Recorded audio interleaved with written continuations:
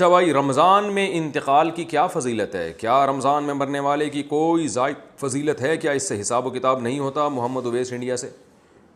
بعض روایتوں میں آتا ہے جو جمعے کی رات کو انتقال کرے گا اس پہ عذاب قبر نہیں ہوتا، بعض میں آتا ہے جو رمضان میں انتقال کرے گا اس سے عذاب قبر نہیں ہوتا، پھر بعض میں آتا ہے کہ قیامت تک کے لیے ہٹا لیا جاتا ہے، بعض سے پتہ چلتا ہے صرف رمضان میں ہٹایا جاتا ہے۔ لیکن اس بارے میں جتنی روایتیں سب ضعیف ہیں اور بہت زیادہ ضعیف ہیں، تھوڑی بہت ضعیف بھی نہیں ہیں۔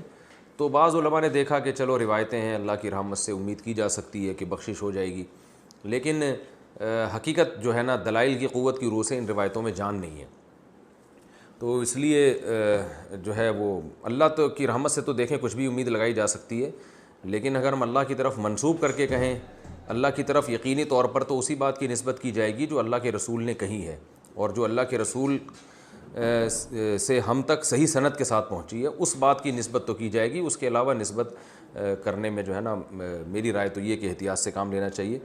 البتہ یہ ضرور ہے کہ جو بھی مقدس جگہیں ہوں، مقدس مقامات ہوں، تو ان مقدس جگہیں اور ان مقدس مقامات میں موت کی ویسے ہی ایک فضیلت ہے۔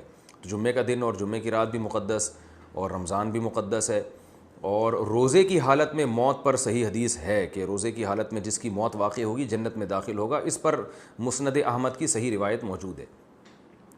تو اور رمضان میں اگر کوئی کسی کی موت واقع ہوتی ہے تو ہم اللہ کی رحمت سے امید کر سکتے ہیں کہ اس پر رحمت زیادہ ہوگی، جیسے مدینہ میں موت ہے، مکہ میں موت ہے، یا جنت البقیع میں دفن ہونا، یہ سب فضیلت والی چیزیں تو اللہ کی رحمت سے امید کی جا سکتی ہے۔ لیکن یاد رکھیں تمام احادیث کو اور قرآن کی آیات کو جمع کر کے فیصلہ کیا جاتا ہے۔ اگر ہم قرآن کی بہت ساری آیتوں کو اور احادیث کو سامنے رکھتے ہیں تو اصل بخشش کا مدار عمل پر ہے، کسی خاص ٹائم پہ مرنا یا کسی خاص حالت میں مرنا اس پر اصل مدار نہیں ہے۔ اس کی وجہ سے اللہ کی رحمت آ سکتی ہے، صغیرہ گناہ معاف ہو سکتے ہیں، کبیرہ گناہوں کے لیے قرآن میں اور احادیث میں جگہ جگہ یہی مضمون ہے کہ ان کے لیے توبہ ضروری ہے۔ یہ اس لیے کہہ رہا ہوں کہ بعض دفعہ لوگ کوئی بہت بڑا کھلے عام گناہ گار ہوتا ہے، کھلے عام بدماشی کر رہا ہوتا ہے، ظلم کر رہا ہوتا ہے، رمضان میں مر جاتا ہے تو ہم اس کو جنت میں پہنچا دیتے ہیں۔ اس سے کیا ہوتا ہے؟ لوگوں میں بدعملی پیدا ہوتی ہے، اور قرآن کی ان آیتوں کا انکار لازم آتا ہے جس میں اللہ نے فرمایا کہ وَذَرُوا ظَاهِرَ الْإِثْمِ وَبَاطِنَا، ظاہری گناہ بھی چھوڑو، چھپے ہوئے گناہ بھی چھوڑو۔ إِنَّ الَّذِينَ يَكْسِبُونَ الْإِثْمَ، جو لوگ گناہ کماتے ہیں، سَيُجْزَوْنَ عَنْ قریب، ان کو بدلہ دیا جائے گا۔ تو اللہ نے یہ نہیں کہا جو گناہ کماتے ہیں ان کو سزا ملے گی بشرطے کہ وہ شوال میں فوت ہوں یا رمضان میں نہ ہوں، ایسا کچھ نہیں ہے۔ اصل قانون یہی ہے۔ باقی جو روایات میں آتا ہے کہ روزے کی حالت میں موت واقع ہوئی تو مبارک موت ہے، عبادت کرتے ہوئے دنیا سے جا رہا ہے، تو اللہ سے امید کی جا سکتی ہے۔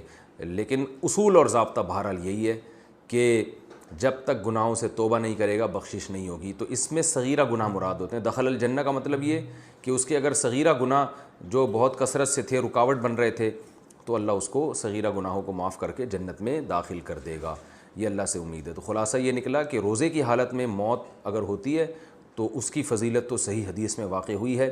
خاص رمضان میں موت واقع ہونا یا جمعے کی رات کو موت واقع ہونا، اس کی فضیلت کسی صحیح حدیث میں نہیں ہے، نہ لیلۃ القدر میں موت کی فضیلت کسی صحیح حدیث میں ہے۔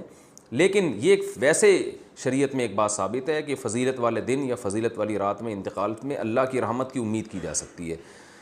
البتہ بعض علماء دوسری طرف بھی گئے ہیں، تو اختلافی مسئلہ ہے، جس عالم کی رائے زیادہ سمجھ میں آتی ہے اس کو فالو کر لینا چاہیے۔